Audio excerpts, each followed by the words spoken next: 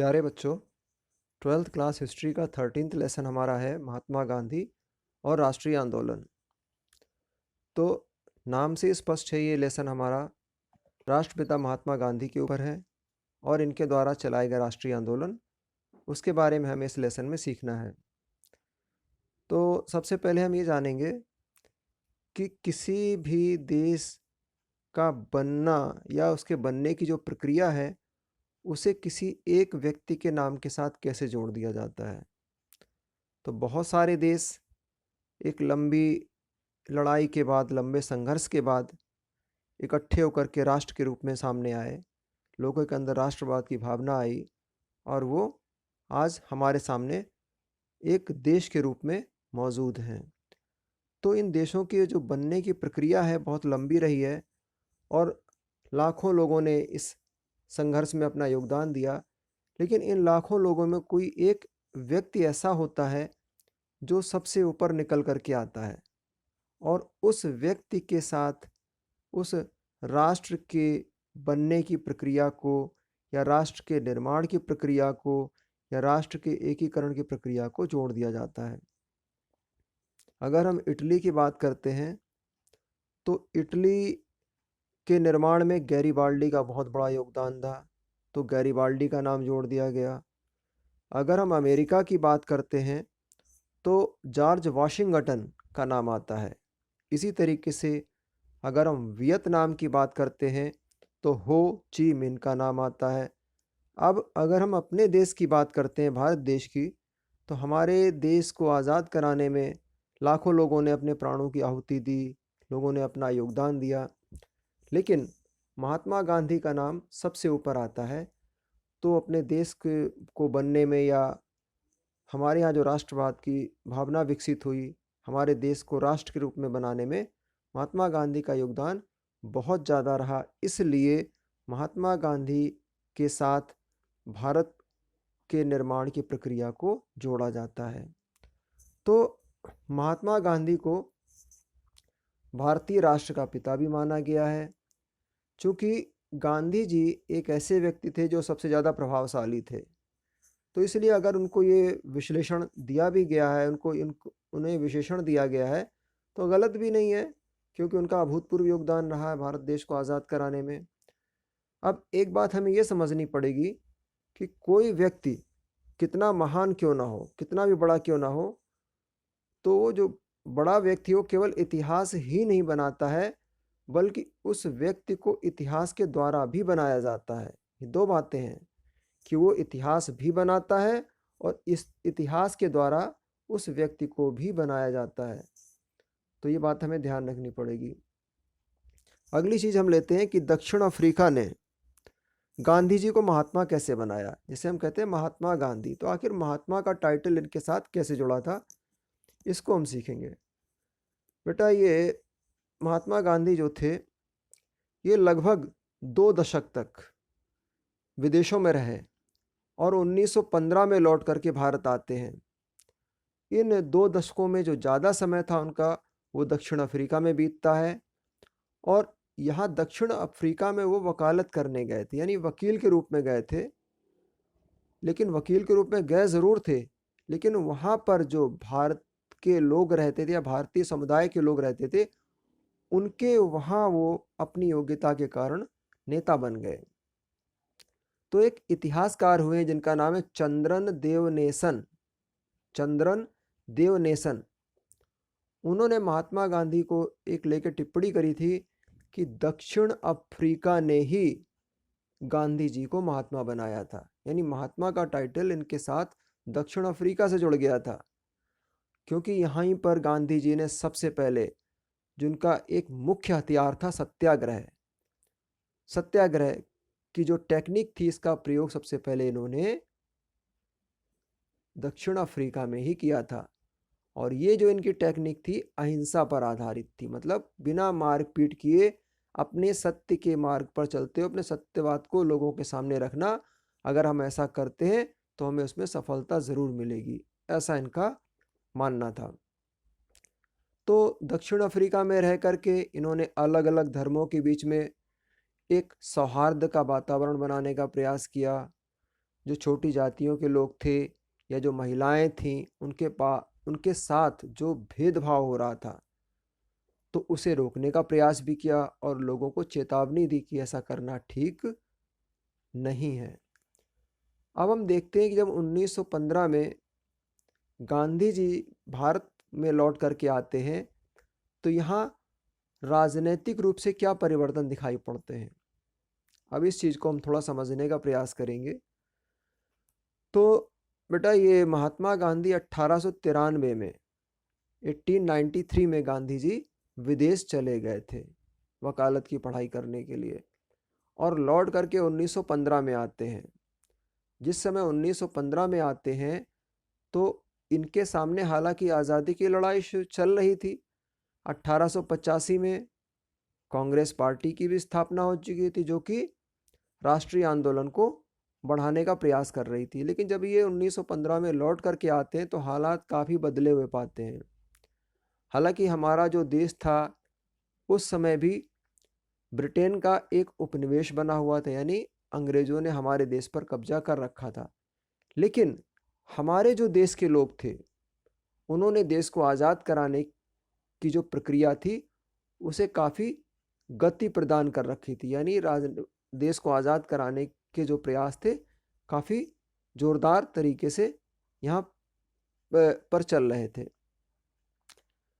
और जैसा कि हमने देखा कि कांग्रेस पार्टी ने यहाँ की आज़ादी की लड़ाई का नेतृत्व किया, तो इस समय तक जो राष्ट्रीय कांग्रेस, जो भारतीय राष्ट्रीय कांग्रेस थी, इसकी यहाँ पर जो मुख्य मुख्य कस्बे थे या शहर थे, वहाँ पर इनकी शाखाओं की स्थापना हो चुकी थी। उनके माध्यम से आंदोलन चलाए जा रहे थे।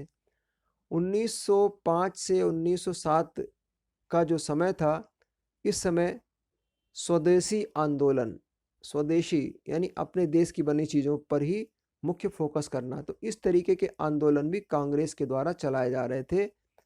और इन आंदोलनों के द्वारा कांग्रेस पार्टी ने जो मिडिल क्लास के लोग थे, मध्यम वर्ग के लोग थे, उन लोगों के बीच काफ़ी मजबूती से अपनी पकड़ बना ली थी। और इसी आंदोलन ने कुछ प्रमुख नेताओं को जन्म दिया।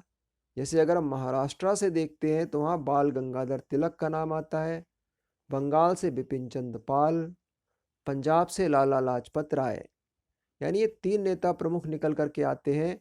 इनको शॉर्ट में हम कहते थे लाल बाल पाल। लाल से लाला लाजपत राय, बाल से बाल गंगाधर तिलक, पाल से बिपिन चंद्र पाल।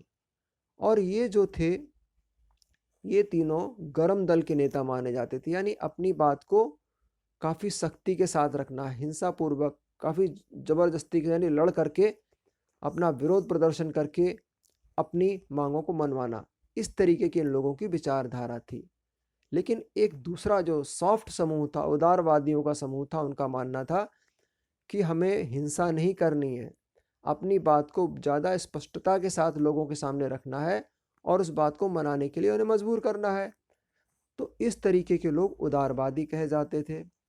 और ये जो उदारवादी लोग थे, ये लगातार प्रयास भी कर रहे थे। इन उदारवादियों में जो प्रमुख नाम थे वो थे गोपाल कृष्ण गोखले, मोहम्मद अली जिन्ना, ये कुछ नेता थे जो कि उदारवादी प्रवृत्ति के थे। अब ये जो गोपाल कृष्ण गोखले का नाम आ रहा है, यही गांधी जी के सलाहकार थे, परामर्शदाता थे। और जिन्ना ये गुजराती मूल के थे और लंदन में वकालत करते थे। जब महात्मा गांधी भारत आते हैं तो इनके परामर्शदाता जो हैं गोपाल कृष्ण गोखले, इनको सलाह देते हैं कि तुम यहाँ घूम घूम करके भारत की अलग अलग स्थानों पर यात्रा करो। तो इस बात को मानते भी हैं। अब हम देखते हैं कि गांधी जी जो हैं सबसे पहले भारत में अपनी उपस्थिति कहाँ पर दर्ज कराते हैं। तो बेटा ऐसा था कि इनकी जो महात्मा गांधी की सार्वजनिक रूप से जो उपस्थिति होती है 1916 में होती है। और उस समय बनारस हिंदू विश्वविद्यालय का उद्घाटन समारोह चल रहा था। उद्घाटन समारोह, आज जो BHU जिसको हम BHU के नाम से जानते हैं, यानी बनारस हिंदू विश्वविद्यालय, इसकी स्थापना 1916 में हुई। और इसकी स्थापना के समय इसके उद्घाटन के समय जो उस इलाके के राजा थे या दान देने वाले लोग थे या कांग्रेस पार्टी की जो लीडर थी एनी बेसेंट, इन लोगों को बुलाया गया था और इस कार्यक्रम में गांधी जी को भी बुलाया गया था। लेकिन गांधी जी को ज़्यादा यहाँ लोग जानते नहीं थे। उन्हें केवल इस आधार पर जाना जाता था कि इन्होंने दक्षिण अफ्रीका में कुछ अच्छे काम किए हैं, वहाँ पर भारतीयों का नेतृत्व किया है। इस नाते इस कार्यक्रम में महात्मा गांधी को इनवाइट किया गया। ठीक है, तो जैसा कि उद्घाटन समारोह में लोग अपनी अपनी बात लोगों के सामने रखते हैं, तो वहाँ पर जब गांधी जी की बोलने की बारी आती है तो उन्होंने अपनी बात में वहाँ मजदूरों और गरीबों की बात करनी शुरू कर दी। और ये जो वहाँ पर अमीर लोग बैठे हुए थे उन लोगों को मतलब एक तरीके से आड़े हाथों लेते हैं, उनकी खिंचाई करना शुरू कर देते हैं और ये कहते हैं कि विश्वविद्यालय की जो स्थापना हो रही है वास्तव में एक बहुत ही शानदार कदम है, बहुत अच्छा है, लेकिन यहाँ पर केवल अमीर लोग ही, धनी लोग ही उपस्थित हमें दिखाई दे रहे हैं। जो हमारे देश की आबादी का एक बहुत बड़ा हिस्सा है गरीबों का, वो गरीब लोग, वो मजदूर लोग इस सभा में दिखाई नहीं दे रहे हैं। तो ये जो अंतर दिखाई पड़ रहा है कि यहाँ सभा में केवल अमीर लोग हैं, गरीब लोग नहीं हैं, इसका मतलब गरीबों की हिस्सेदारी यहाँ पर नहीं है। ये अपने आप में एक बहुत बड़ी चिंता का विषय है। यानी इन्होंने यहीं से गरीबों मजदूरों के प्रति अपनी चिंता दिखानी शुरू कर दी थी। गांधी जी ने एक बात और कही थी कि स्वशासन, मतलब हम अपना शासन जो चलाने की बात कर रहे हैं, तो अपने द्वारा चलाया गया शासन, इसका कोई मतलब तब तक नहीं रहेगा जब तक कि हम लोग, जो किसान लोग मेहनत कर रहे हैं, उनसे जो लाभ हो रहा है उस लाभ को हम लेते रहें और दूसरे लोगों को उस लाभ को लेने की इजाज़त देते रहें और उसका असली लाभ किसान ना ले पाए। अगर ऐसी ही स्थिति रहती है तो स्वशासन का कोई मतलब नहीं रह जाता। इस बात को मैं फिर एक बार समझाना चाहूँगा कि स्वशासन का तब तक कोई मतलब नहीं है कि किसान तो मेहनत करे लेकिन उसके फ़ायदे को हम खुद उठाएं और दूसरे लोगों को उसके फ़ायदे को उठाने की इजाज़त देते रहें और किसान उसका फ़ायदा न उठा पाए, तो ऐसे हालत में हमारे स्वशासन का कोई मतलब नहीं रह जाता। हमारी जो मुक्ति है वो केवल किसानों के द्वारा ही मिल सकती है, यानी किसानों के द्वारा ही हम आज़ाद हो सकते हैं। तो गांधी जी ने, जैसे सब लोग सुर में सुर मिला करके बधाई दे रहे थे, तो उन्होंने वहाँ अपने भाषण में किसानों और कामगारों की बात करी और ये कहा कि जनसंख्या का जो एक बहुत बड़ा हिस्सा है वो यहाँ श्रोतागण में, यानी जो लोग पब्लिक बैठी हुई है उनमें यहाँ दिखाई नहीं दे रहा है। ठीक है, अगला है कि गांधी जी को अंग्रेजों द्वारा नील उत्पादकों पर किए जा रहे अत्याचार की जानकारी कहाँ मिलती है। तो ऐसा होता था कि कांग्रेस पार्टी प्रत्येक वर्ष अपना एक अधिवेशन करती थी। तो इसी तरीके से 1916 में कांग्रेस पार्टी ने अपनी मीटिंग लखनऊ में की। तो लखनऊ में चंपारण जो बिहार का एक ज़िला है, वहाँ से कुछ किसान आते हैं और महात्मा गांधी से बताते हैं कि हमसे ज़बरदस्ती अंग्रेज लोग नील पैदा करवा रहे हैं। तो वहाँ पर इन्हें जानकारी मिली थी और ये गांधी जी चंपारण गए भी। इसके बाद अगले साल गांधी जी गुजरात भी जाते हैं और 2 अभियान हैं वहाँ पर, ये उनमें शामिल होते हैं। इसको हम लोग थोड़ा और आगे सीखेंगे। अब हम आगे चलते हैं कि गांधी जी ने राष्ट्रवादी संदेश का संचार शासकों की भाषा की जगह मातृभाषा में करने को प्रोत्साहन दिया। यानी उन्होंने अपने दर्शन के साथ असहयोग आंदोलन को किस प्रकार एकजुट किया। मतलब इस क्वेश्चन में हम ये देखेंगे कि गांधी जी ने असहयोग आंदोलन की शुरुआत कैसे की थी। तो इसको थोड़ा मैं ध्यान से समझना, बहुत ही महत्वपूर्ण प्रश्न है। तो ऐसा होता है कि 1917 का जो ज़्यादातर समय था वो गांधी जी ने अपना किसानों को अपनी फसल, अपनी पसंद की फसल उगाने की आज़ादी दिलाने में लगाया। कहने का मतलब जैसा कि अभी हमने देखा था कि किसान लोग लखनऊ अधिवेशन में मिलने आए थे, तो उनके कहने पर महात्मा गांधी चंपारण जाते हैं और वहाँ पर इनके किसानों के आंदोलन को एक मजबूती प्रदान करते हैं कि किसानों पर ज़बरदस्ती नील की खेती करने का दबाव न बनाया जाए। मतलब पहले सबसे पहला कार्यक्रम इनका यहाँ पर ये था जहाँ पर उन्होंने एक नेतृत्व किया था। दूसरा वो 1918 में कहाँ जाते हैं? गुजरात जाते हैं और गुजरात में दो जगह जाते हैं, दो आंदोलन इनके साथ जुड़ते हैं। गुजरात में पहला है अहमदाबाद। अहमदाबाद की कपड़ों की मिल है, वहाँ पर कुछ काम करने वाले मजदूर हैं। वो मजदूर लोग मांग कर रहे थे कि जो हमारे साथ मिल में जाती हो रही, हमसे ज़्यादा काम कराया जा रहा है, हमें तंग किया जा रहा है, तो हमें सुविधा दी जाए, हमारी जो काम करने की स्थिति है वो बेहतर की जाए। तो इस आंदोलन को गांधी जी ने अपना सपोर्ट दिया। इसी तरीके से गुजरात का दूसरा इलाका पड़ता खेड़ा। तो खेड़ा में क्या हुआ था कि वहाँ किसानों की फसल खराब हो गई थी और उनसे लगान मांगा जा रहा था। तो किसानों की मांग थी कि इस लगान को माफ़ किया जाए।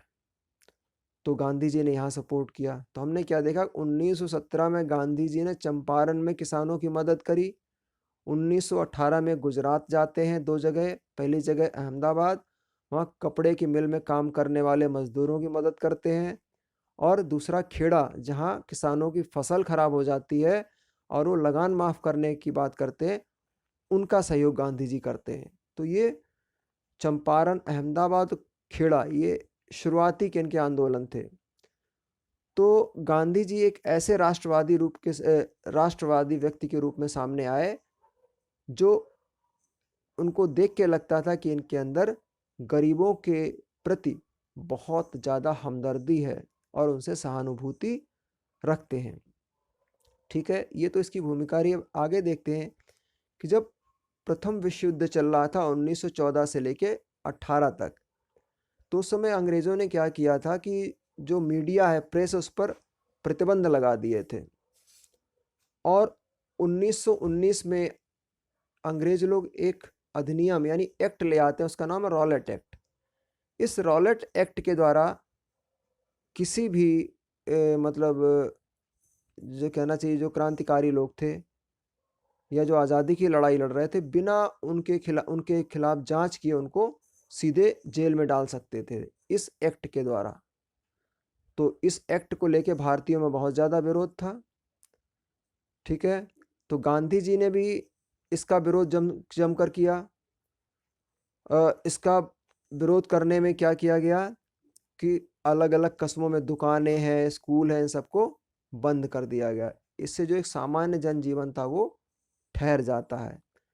इसी विरोध का असर हमें पंजाब में देखने को मिलता है, जहाँ पर क्या बोलते हैं, जहाँ पर जलियांवाला बाग कांड होता है। हमने पहले भी देखा हुआ है, सीखा हुआ है। तो पंजाब में पंजाब के काफ़ी लोग अंग्रेज़ों की तरफ से इस युद्ध में लड़ने के लिए गए हुए थे। तो पंजाब के लोगों को उम्मीद थी कि जब युद्ध समाप्त होगा तो हमें कुछ इनाम दिया जाएगा। तो इनाम तो देना बहुत दूर की बात है, उनको रॉलेट एक्ट मिल गया। और तो इसके विरोध करते समय पंजाब, जब गांधी जी भी इस विरोध में शामिल होने जा रहे थे, तो जाते समय गांधी जी को गिरफ्तार कर लिया जाता है। जब ये पंजाब जा रहे थे, रास्ते में इनको गिरफ्तार कर लिया गया। और भी जो नेता थे कांग्रेस के, वो भी गिरफ्तार किए जाते हैं। अब पंजाब के हालात इस सब बातों को देखते हुए बहुत ख़राब हो जाते हैं। तो इसी का परिणाम हुआ कि 1919 में जलियांवाला हत्याकांड हुआ, जिसमें जनरल डायर ने बहुत सारे जो लोग सभा कर रहे थे उनको गोलियों से मरवा दिया था। तो जो ये रॉलेट एक्ट का गांधी जी ने सत्याग्रह चलाया, इस सत्याग्रह के द्वारा ही गांधी जी ये राष्ट्रीय नेता बन करके लोगों के सामने उभर करके आए थे। चूँकि इसमें इनको बड़ी भारी सफलता मिली, तो इसी सफलता से ये उत्साहित होकर के इन्होंने क्या किया कि 1920 में असहयोग आंदोलन चलाने की बात कर दी। इन्होंने असहयोग आंदोलन चला दिया और लोगों से कहा कि स्कूल कॉलेज जाना बंद कर दो, न्यायालय जो कोर्ट है वहाँ ना जाया जाए, जो इन्होंने टैक्स लगा रखे अंग्रेज़ों ने, कर, उनको ना दिया जाए। तो अपने संघर्ष का विस्तार करते हुए गांधी जी ने, उसमें मुसलमानों के द्वारा खिलाफत आंदोलन चलाया जा रहा था, उस खिलाफत आंदोलन को भी अपने साथ मिला लिया। खिलाफत आंदोलन जो था, वो जो तुर्की एक देश था, ये इसकी कहानी कुछ इस तरीके से है।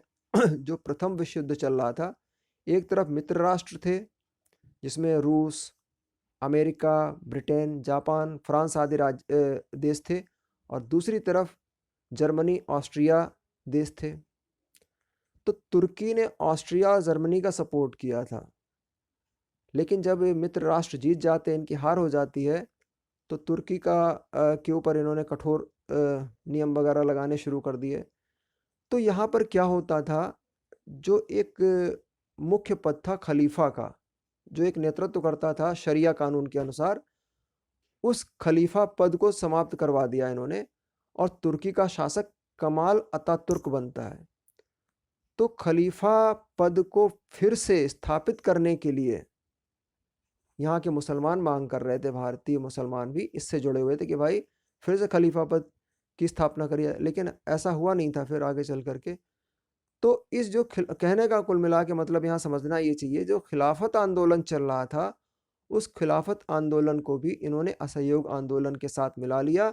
अब हिंदू और मुसलमान दोनों लोग एक साथ मिल करके अंग्रेजों का विरोध कर रहे थे। ठीक है, तो एक बड़ा एक जन आंदोलन बन गया, और इस आंदोलन के द्वारा जो बच्चे थे उन्होंने स्कूल कॉलेज जाना छोड़ दिया, वकीलों ने अदालतों में जाना छोड़ दिया, जो मजदूर लोग थे उन्होंने हड़ताल करनी शुरू कर दी, महिलाओं ने भी इस आंदोलन में बढ़ चढ़ के हिस्सा लिया था। तो 1857 का जो विद्रोह था, उसके बाद पहली बार अंग्रेजों के सामने ऐसी स्थिति बनी कि उनको ऐसा लगने लगा कि हमारी जो सरकार है वो लड़खड़ा रही है। यानी 1857 के बाद 1920 में आकर के अंग्रेजों के सामने फिर समस्या आती है विद्रोह के कारण, एक बहुत बड़ा आंदोलन उनके सामने खड़ा हो जाता है। अब इसी आंदोलन के विस्तार होते होते क्या होता है कि फरवरी 1922 का किस्सा होता है कि जो आज जिसे हम उत्तर प्रदेश कहते हैं, पहले से संयुक्त प्रांत के नाम से जाना जाता था। तो यहाँ पर चौरा चौरी नाम की एक जगह है, वहाँ पर एक पुलिस स्टेशन हुआ करता था। उस पुलिस स्टेशन पर इन आंदोलनकारियों ने आक्रमण कर दिया और उसमें आग लगा दी। तो उसमें कई सारे पुलिस वाले मारे गए थे। तो इस घटना को देख करके गांधी जी ने इस आंदोलन को वापस ले लिया था।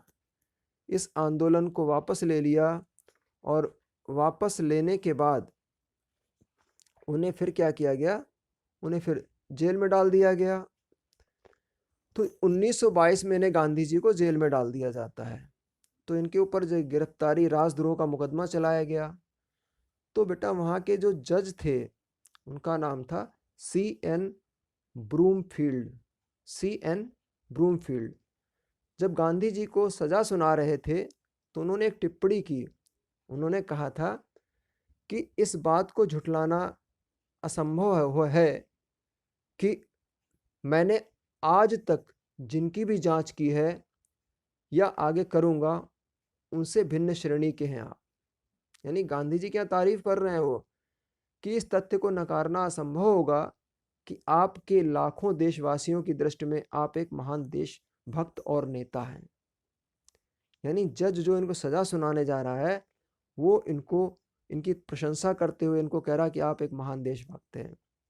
ठीक है, और ये भी कहते हैं कि आपसे हट करके जो विचारधारा रखते हैं वो लोग भी आपके उच्च आदर्शों को मानते हैं और आपका अनुकरण करने का प्रयास करते हैं। ठीक है, और उन्होंने ये भी कहा जज ने कि कानून की अवहेलना हुई है इसलिए हमें सजा सुनाना है, और गांधी जी को 6 वर्ष की सजा सुनाई गई। और जज आगे ये भी कहते हैं कि अगर आपकी सजा कभी कम होती है या आप मुक्त होते हो तो मुझसे ज़्यादा कोई और प्रसन्न नहीं होगा। मतलब आप ये देखिए कि जो जज ब्रूमफील्ड हैं वो इनकी तारीफ में कितने सारे कसीदे पढ़ते हैं, चूँकि उनको सज़ा भी देनी थी क्योंकि यहाँ पर अपराध हुआ था, इन्होंने नेतृत्व किया था और चौरा चौरी का ये हत्याकांड हुआ था। तो हमने ये देखा कि अब 1922 तक गांधी जी ने भारतीय राष्ट्रवाद को पूरी तरह बदल दिया था।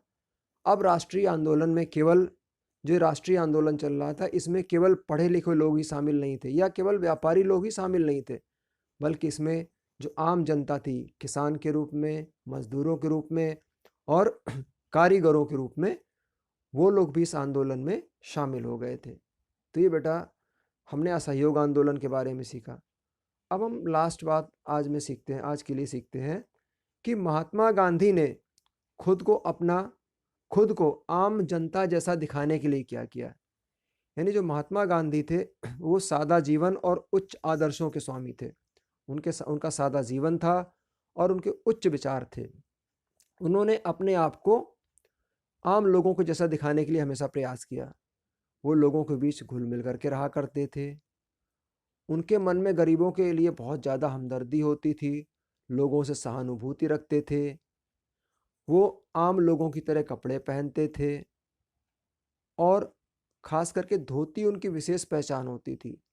जबकि और जो राष्ट्रवादी नेता थे वो पैंट शर्ट यानी पश्चिमी शैली के जो वस्त्र होते थे उस तरीके का कपड़े पहना करते थे। वो प्रत्येक दिन कुछ ना कुछ समय निकाल करके चरखा भी काटते थे और चरखा काटने का मुख्य उद्देश्य उनका ये था कि जो आम लोगों के छोटे छोटे काम हैं उनको भी हम गौरवमयी बना दें, उनको भी गौरव प्रदान करें। ठीक है, तो उन्होंने आम लोगों की तरह सादा जीवन व्यतीत किया और तड़क भड़क से बहुत दूर रहे और इसके साथ साथ वो आम लोगों की भाषा बोलते थे। तो आज की वीडियो में हम लोग इतना ही सीखेंगे। अगली वीडियो में हम लोग इसके आगे के पार्ट को सीखने का प्रयास करेंगे। धन्यवाद।